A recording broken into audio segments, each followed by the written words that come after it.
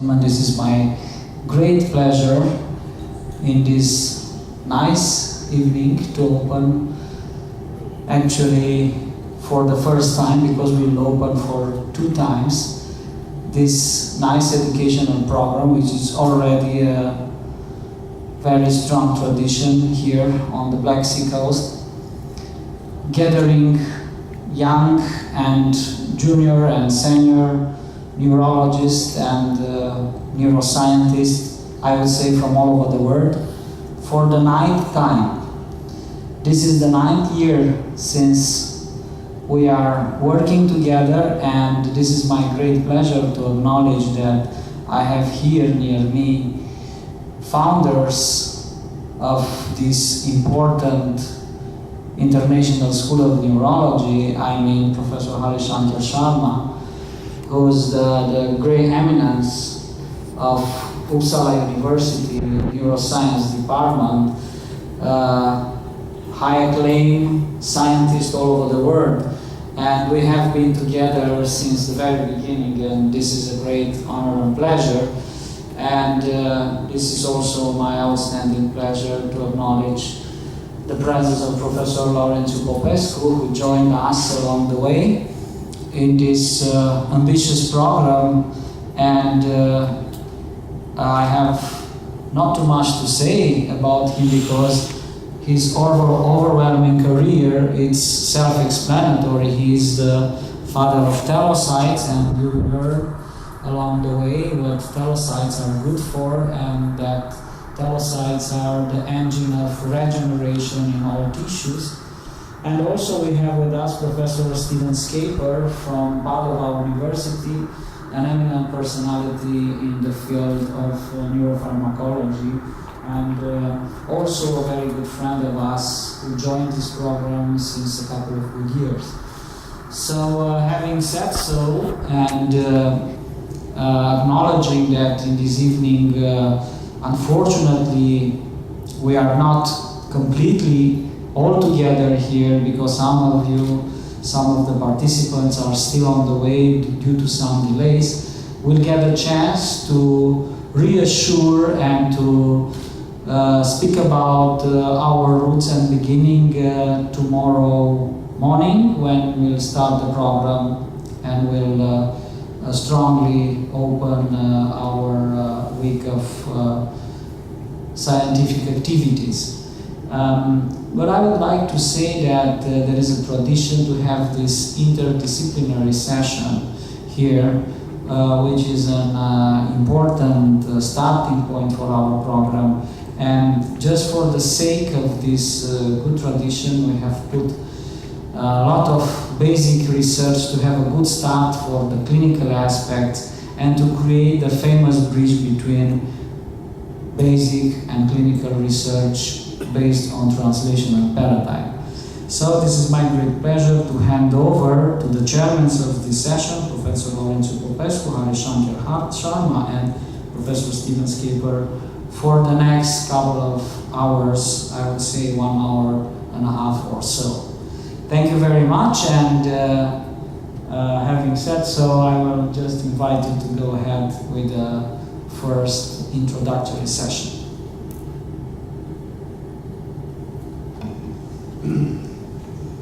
Good afternoon. I'm quite excited. Good afternoon. I'm quite excited to see that we are starting with... You see, there are only 2 colors, red and green. There are 2 proteins, red labeled proteins and green labeled proteins. One of them got a Nobel Prize. I don't know here what will happen. However, I do hope that you are hearing me right now. I try to say that starting our meeting, which is a traditional meeting, a lot of people participate along the years here in this very nice place.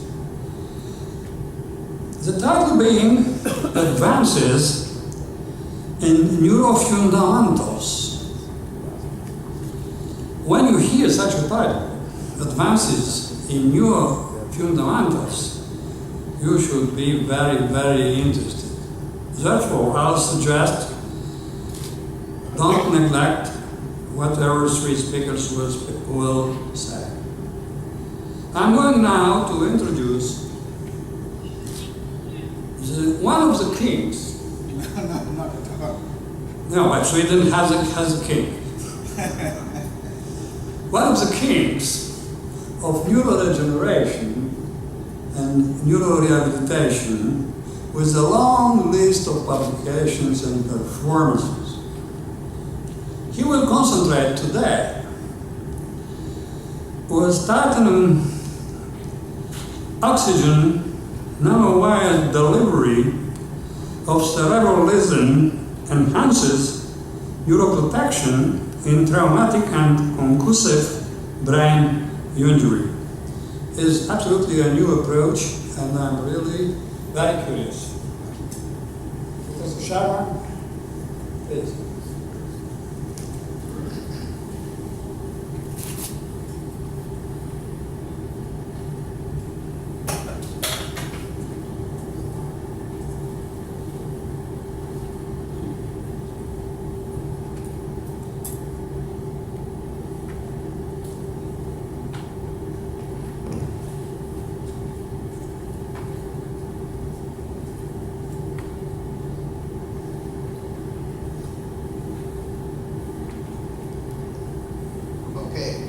Very much,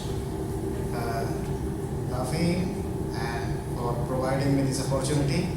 And I'm very glad that I'm speaking to the students of this summer school. Although my topic is a bit complicated and it's basic research, I want to say that I will tell you that this could be the new trend for treating drugs by nanodelivery, and our work has shown that we can do this using titanium dioxide nanowires. So I will provide you something about use of cerebralizing in certain kinds of injury, but I will also tell you certain novel aspects of traumatic brain injuries that is not discussed or talked before. Since we are working with different organizations, I have to say first that whatever I am telling, this is my own view. It has nothing to do with any government organizations with whom I am working. So first, I would like to discuss in the first part, not discussed before, that traumatic brain injuries can be influenced by various factors.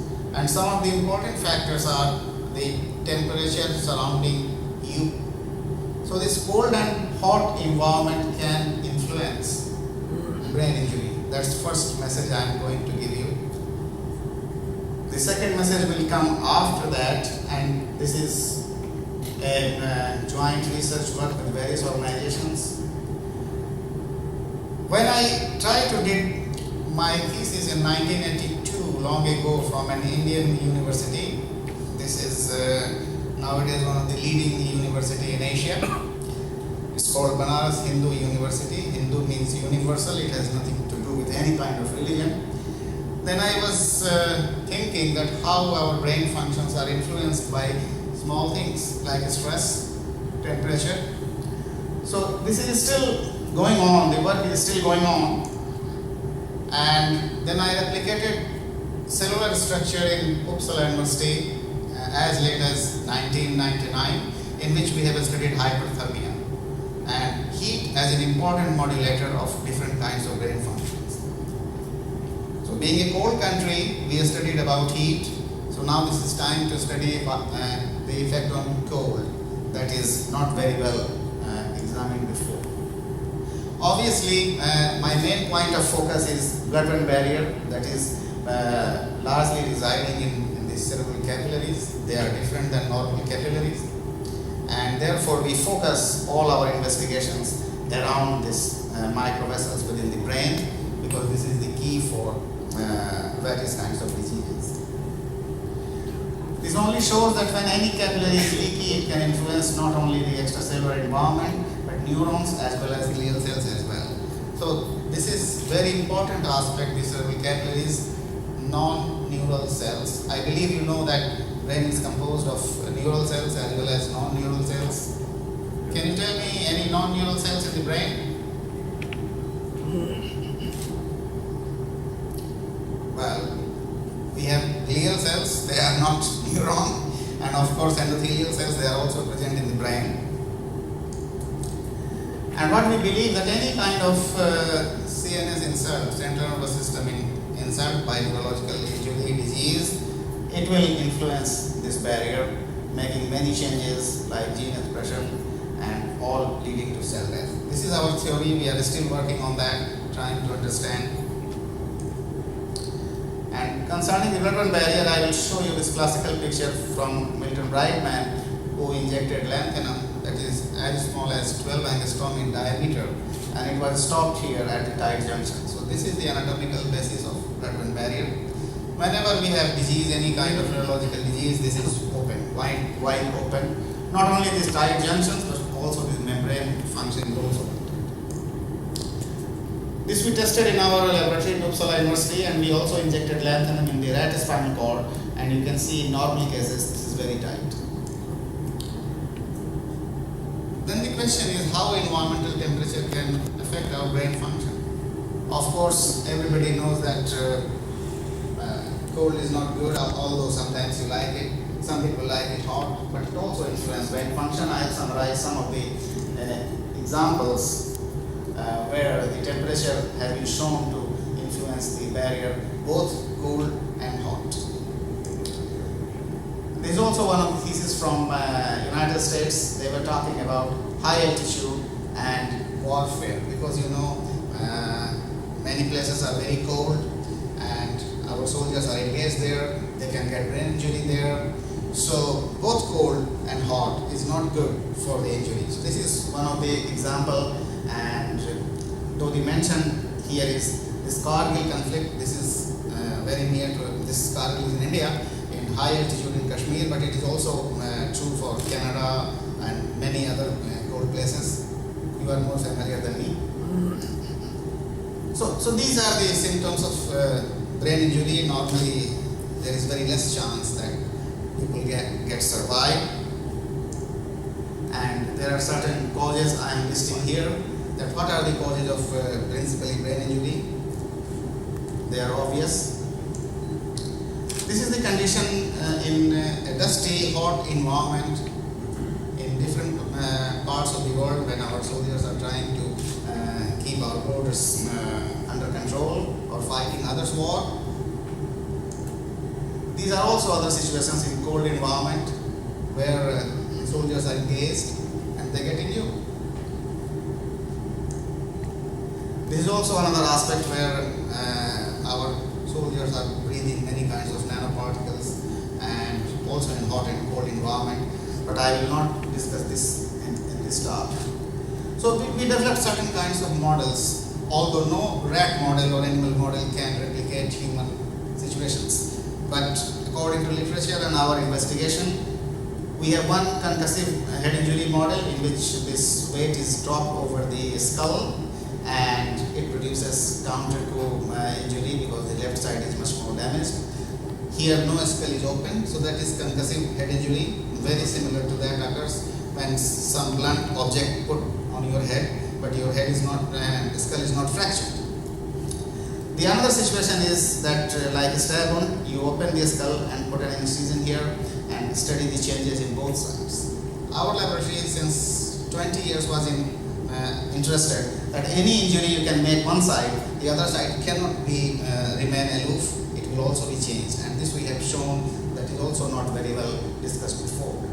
So these are some injury models. This is open injury model, and after drug treatment you can see. So the model seems to be working. But however, in spite of our knowledge, we still do not know very much what we are learning, but we are doing experiments. So coming to the temperature, as you can see here, that the rat's body weight is growing. We have used the rats of this size where they are still young and grown, and there is also difference between male and female. We have used at the moment only male rats. minutes. And this is our environmental chamber where we can regulate the temperature 5 degrees to 50 degrees Celsius. Okay. So, and of course our idea is only based on changes in the blood-brain barrier permeability and neuroprotection. And I can only tell you here that the non-neural cells, means glial cells and endothelial cells, are much more higher in number in the brain. So whenever we want to treat or think about treatment, we should also think about these non-neural cells. So we have 3 groups in this case. One were exposed to 5 degrees Celsius for long period, 5 weeks. The another is 34, it's high ambient temperature, and the other group is normal 23. Do you know what is the human skin temperature? What is the body temperature? Well, if human body temperature under normal condition is 37, the skin temperature is 25 to 26. So that's called thermoneutral ambient temperature. That's why our room is 21 or 23. You don't feel either cold or heat. So therefore, this thermoneutral temperature zone we have used around 23. Of course, it depends from rats and human. There are slight differences. And we have concussive head injury, leakage, and brain edema formation and neural injury. Okay, so this Apple Macintosh slides are changed here, they are numbers. Can't see, but I can tell you. The finding is that the cold at 5 degree or 34 degree, there is maximum change in blood-brain barrier permeability and edema as compared to those they were done at 23. I'm sorry about that. The same thing is happening. This is telling about brain edema and this is also telling about neural injury. So these are 5 degree, these are 34, and right and left. In all these situations, the left side is much more damaged than the right, although the injury was made on right side. But these are the examples you can see. Neural injury, this is 34 degrees injury and 5 degree. You can see in both situations, this is 1 neuron cells, perineural edema is much more damaged as compared to 23, and here is the control pin. Then we try to study at electron microscopy and we got the same thing. We see that 34 and 5 degrees Celsius, there is much more damage as compared to the control where the injury was done at 23. So what we can say that the exposure, environmental temperature affects the pathophysiology of brain injury. This is one example. So therefore, whenever we want to give treatment of one drug or any kind of treatment, we must understand that environmental factors do modulate the basic functions. Then the most important point I will discuss briefly is the role of anesthetics. Whenever we do surgery or treatment, patient requires to have this anesthesia. And these anesthetics also influence brain function, which is very important in pathophysiology of traumatic brain injury. And they are also talking about different kinds of stress disorders, but I will skip that. And I have shown that they are also mental status can also influence the pathophysiology of brain injury, but this is another topic. Head injury, I told you that what happens in human situations is a counter-coup mechanism, and concussive head injury is much more severe and serious than the bullet or gunshot. This is another example that how the brain can move in the fixed cranium and produces much more damage. And this is the French scientists discovered the difference between consciousness and after concussive injury. I'm showing some of the examples before here, and we use this concussive head injury model. You can see that when injury is done, the uninjured left side is much more damaged than the right side that is injured. This is an example of electron microscopy. You can see there is much more water-filled bodies and much more cell damage as compared to the right side.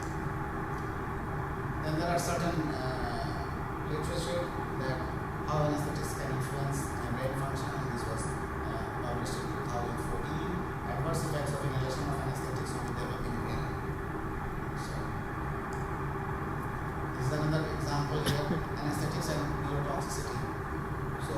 course, this is one of the important point anesthetic induced neurotoxicity, but very less work has been done in this area. So what we have done, we have used different kinds of anesthetics. Eforie, normally used for acute cognition, and then we have ketamine, that is quite well known. Urethane, largely for clinical neurophysiological studies because you cannot revive animals, this is quite experimental.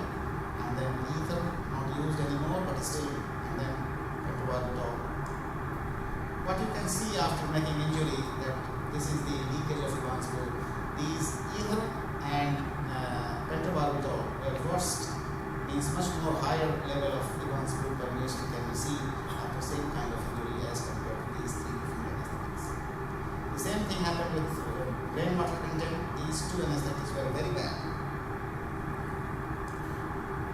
Also the ischemic effect, cerebral blood flow regulation, that is much more decreased by these two anesthetics.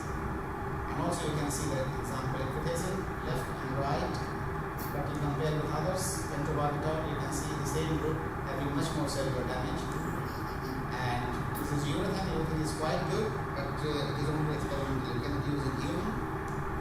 And you can see this massive damage after the same kind of injury. So I will skip this, and what you can see that one of the factors we have found that it has to do with stress hormone level, serotonin, and we have found very close correlation with all kind of anesthetics with the level of plasma and brain. So I go here and then I come to talk last 5 minutes about Neurology. So the point you have seen that environmental temperature and anesthetics, they influence the pathophysiology of brain. What we can do? We have to enhance the effect of drugs or its potential beneficial effects. There are several ways. Either we can increase the dose, we can give repeatedly, but it is all drugs are toxic. So therefore we have to use some other methods. And this is one of the methods that we can use, nano delivery nowadays. There are different ways of delivery of drugs through nanoparticles. What we are doing is using nanowires. I can show this example that even stem cells, when they were nanowired and delivered, they are much more healthy and working for a long time. You can see on nanowires, the stem cells grow much better and for longer periods. And also the natural death about these stem cells over the time were much less. How nanowire can penetrate drugs faster? This is an example. This is cell membrane, and when they were leveled with this, they are increasing and then they release the drugs and then you have reaction. So these are the basic principles. In certain cases, nanowires can also make very similar fusion with the membrane and they can work like natural cell membrane. These are the examples where stem cells were grown on nanowires, and you can see that they are much more better, healthy, growing much faster than under normal conditions. Here is the example. But on the other hand, nanowires can also be used to pinpoint or target a specific cell for cell death. So here, this nanowire is used to treat in cell culture, particularly to cell death to the carcinoma. These are another example. So why we have chosen cerebrolysine? Because cerebrolysine contains different kinds of neurotrophic factors and other active peptide fragments. They are very good. Now the point is that no drug can cure everything. Every drug has some limitations. So what we did, we also nanowired the cerebrolysine and tried to study in different models. We have a couple of papers before. We have used titanium dioxide nanowires. There are different sizes. We have used 20 to 30 nanometer. And here, because of the short of time, I will not take you much time. I can only tell you that these are the examples in concussive head injury. We have leakage of iodine, edema formation, cerebral blood flow, and cell injury. You can see that acute period of 5 hours, it is all values are increased. When we have given cerebralizing 2 hours after, this is normal cerebralizing, you can see that all these values were decreased as compared to the untreated.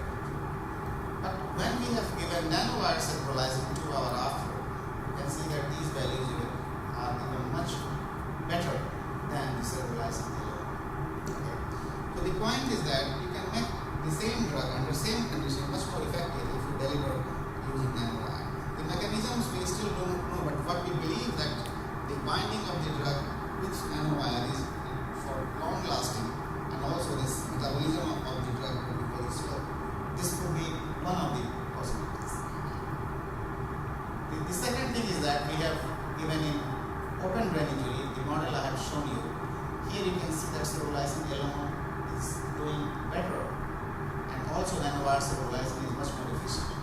If we can understand that the both model can give equal injury, that is not possible. In our hand, this open brain injury is much more effective under cerebralizing treatment. Probably the injury severity is less. That could be one of the reasons. And here you can see that I am showing only those advanced pool leakage and radioiodine leakage. Here is the dose escalation of cerebralizing from 2 to 15. You can see that up to 10 milliliter per kilogram given is quite effective gradually. But 15 given, there is not much difference between 10 and 15. We do not know what could be the reason. The same thing happened also with the radioiodine leakage. So, making long story short, I can show here that cerebralizing has a dose escalating effect, but after in our hand, beyond 10 milliliter per kilogram and 15 milliliter per kilogram, there is no difference. But of course, the lower doses, there is a dose response effect. So I can say that cerebralizing is protective, and it has a dose response differently, and it is more effective. I should not say more effective. The model that we have chosen, this stab injury, is working fast probably, but the concussive head injury is much more severe. Therefore, it has, as compared to the same parameters, less resistance, but this conclusion is not so good. But nano drug delivery of cerebralizing could be promising. And therefore, our work on cerebralizing is recognized by US government, and they have received innovation satellite spotlight that cerebralizing neuropathic pain was highlighted in National Innovation Summit. And therefore, we also got an invitation to this 4th Nanotech conference in San Francisco, where this Dr. Proto, Nobel Prize winner from Florida, is inaugurating. And so my point is that nanotech and nanodelivery is the future, where we are invited to talk about cerebralizing. And we have large group of collaboration. I'm not taking your time. And thank you for your attention.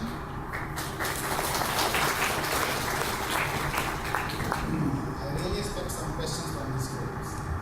Thank you very much, Professor Sharma, for your presentation, which is now open for discussion from the floor.